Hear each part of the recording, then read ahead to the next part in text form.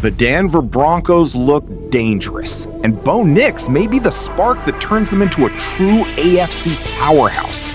But one dramatic injury twist could make this comeback story impossible to ignore. I think the AFC is wide open. Wide open. I mean, who's favored? Denver with Bo Nix? I mean, it's why it's in the NFC, it's not Broncos anywhere there. Bo Nix, huh? Not quite getting the respect in Vegas that you're giving him, huh? Well, dumb. I mean, you're gonna tell me they're not one of the 6 Super Bowl favorites? Go look at. I mean, I think Buffalo's good, really good. But put up Buffalo's roster to Denver's roster, and Denver's got the better roster. You should do a top 10 on that one. Interestingly, I didn't see the Patriots there. Maybe so. It's a real thing, and with Bo Nix to have his second season capped by this injury that was like, what? He's injured? It's going to create some tension. And if you're a Broncos fan, when everything's going great and had a 99.5% season ticket renewal rate, franchise record, arrows pointing up, they're going to have a bunch of primetime games. They were the number 1 seed last year. They're returning everyone. They've added Jalen Waddle. Vance Joseph didn't get a head coaching job. Some would say he should have. Didn't get the kind of consideration that would result in him leaving. So he kept him in that game. His defense kept him in that conference championship game. And when you've got a head coach who is completely locked in on the offense, you need a defensive coordinator that you can trust to take care of that side of the ball. And Sean Payton kept his guy. It's all pointing to the Broncos potentially being very good. The question is, who's going to be the quarterback if Bo Nix, for some reason, I know that there are times where coaches will tell us something other than the truth for strategic reasons. They have to. There are must-lie situations that come up. I don't see any benefit to Sean Payton to saying that Bo Nix will clearly be good to go before training camp if he has any inkling that he's not, because that makes Nix Nix look bad. Put him in position to You're look writing bad. a check that guy may not be able to honor. And it adds more tension to the relationship. The Denver Broncos lost their starting quarterback unexpectedly late in the playoff win over the Buffalo Bills. We found out, and there was a vague tweet from Tracy Wolfson about it looked like Bo Nix got hurt on one of the later plays. We'd need to keep an eye on it. The next thing you know, Sean Payton's telling the world he's got a broken ankle. Jarrett Stidham ends up starting the AFC Championship game against the Patriots. The Broncos only lost that game by 3 points.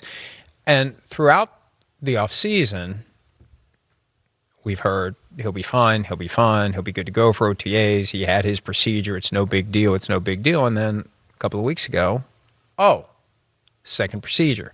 So now there's some uncertainty as to when he's going to be available during the offseason program. They've yet to suggest there'd be any impediment. Sean Payton said the other day, and you're going to hear from him in a second, he's not going to be put on the physically unable to perform list. He'll be good to go for training camp. But there is that question.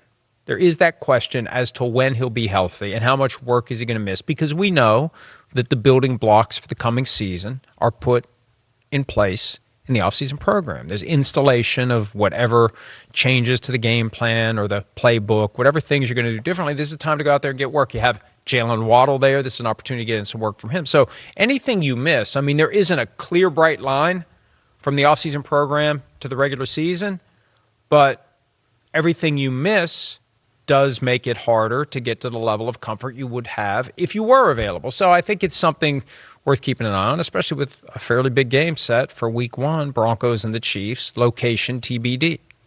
And another big part of this, Mike, is what happens when quarterbacks get new toys and get new receivers. They want to work with them. Sometimes they'll call them to whether it's their hometown or some great location. You can hang out with the guys. You can hang out with your skill players and develop chemistry. Well, they picked up Jalen Waddle. And I think Bo Nix would love to work with Jalen Waddle. Hey, I got a new receiver. So I got Mims, I got Waddle, and see how it works here and develop some chemistry. So any extra time that you can get is valuable. You certainly don't want Jarrett Stidham developing chemistry with Jalen Waddle. And look, it seems unlikely based on what we saw from Stidham in an AFC Championship game. Looked like he was not ready to be a starting quarterback at that level. He was a nice little backup, but if they had Bo Nix, they probably win that game, and the way the game played out. But you certainly, if you're a starting quarterback, you don't want your backup to develop chemistry with your number one wide receiver before you do. So I think there's some urgency there as well. Here's Sean Payton from over the weekend at the Broncos rookie minicamp on Bo Nix's recovery process. He'll be well ahead of time for training camp. I think there's a good chance we see him in this offseason program in June. We're going to be the ones kind of holding him back, if you will. We feel real good about where he's at. And you guys will have a chance to see it, here in a few weeks. But clearly, full speed by training camp. We just want to be smart relative to holding him back a little. Look, that's a far cry from. It's no big deal. Nothing to see here. Everything's fine. They said the second procedure wasn't a surprise, but there's no requirement to disclose injuries. There's no injury report that applies until week 1. They don't have to tell us anything. Sean Payton, like many coaches, notoriously close to the vest on what he says, trying to set the right expectations. But the reality is there's still an issue. He's not healthy. He's still recovering, and he's had this second procedure. So we just always assume, because we always hear, surgery is a success, and he's already ahead of schedule. And I know part of it is they're professional athletes and they heal from these procedures more quickly than the normal human being does, but it doesn't mean it's 100% that everything's fine. We still need to keep an eye on it. And if I'm a Broncos fan, I try to put myself in the shoes of the various fan bases. Like, what would I be worried about if I'm a Steelers fan? What would I be worried about if I'm a Cowboys fan?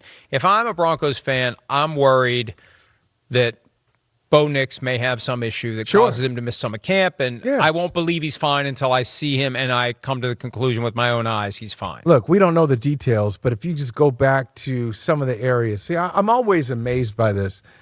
I'm always amazed by what gets professional athletes, what gets certain guys upset. It's not always what you would think. Like, so a lot of them are used to criticism about the way they play.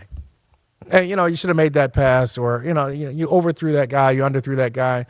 For a quarterback, that doesn't always upset them. What upsets a lot of professional athletes, what's triggering, is any kind of conversation about injuries. So think back, Mike, when Sean Payton came out and he gave his analysis of Bo Nix's injury, and how did Bo Nix respond? He wasn't happy. Oh, yeah. Oh, wait a minute. He shouldn't have said that. That's not, no, I disagree with that. He said he had a predisposition. Yes. And had broken it before or something like that. Yeah. And so they weren't on the same page there. Nix was unhappy with the way Payton described his injury. Now Payton is being, very, very upbeat about this injury, but it was a second procedure, and Nix responded that way for a reason. So I agree with you. If you're a Broncos fan, you're trying to figure out, okay, what's going on here? You're not going to get it. You're not going to get the real answer from Bo Nix. You're not going to get the real answer from Sean Payton. So you just take what you know and you just hope, because something's a little bit off. Now I try to keep up with most free agent moves, offseason moves. Did the Broncos add another quarterback, or they just have Stidham? They have. Well, they have 3 quarterbacks on the roster. I'm going to check the depth chart right now. Ourlads.com, by the way, they've got great up-to-date depth charts for all teams. They are thinking about adding one for the offseason program to the extent that Nix isn't available, and they really like Kurt Warner's son, EJ. He was there on a tryout basis over the weekend, as was Nathan Peterman, blast from the past. Okay. So they could add somebody else. Right now, their quarterbacks are Bo Nix, Jarrett Stidham, and Sam Ehlinger. Okay. So his claim to fame is when he was a little boy, he aspired to be Chris Sims. There's a video that they play like in a college game. I'm Chris Sims when he was like 2 years old, running around in his Longhorn jersey. So those are the 3 they have on the roster. Well, a lot of teams like to have 4. They when didn't you get upgrade. I'm thinking, so they didn't upgrade the backup spot. Right. Which is what I was getting at. So and they love Stidham. They love Stidham. Yeah, they love Stidham, but you saw Stidham. I saw Stidham in the AFC Championship game, and that we've seen. And I'm not being unfair here, because we've seen backups in playoff games deliver, and maybe they deliver for a little bit, and then they kind of go back to what they are. But we've seen Nick backups Foles deliver championship performances, and it looked like the moment was way too big for him. Yo, mic check 1 to 2, -1, -2. Game over for this video, folks. Smash that like button, drop a comment, and subscribe to stay in the huddle for more. This is NFL Madness, bringing the heat and signing out.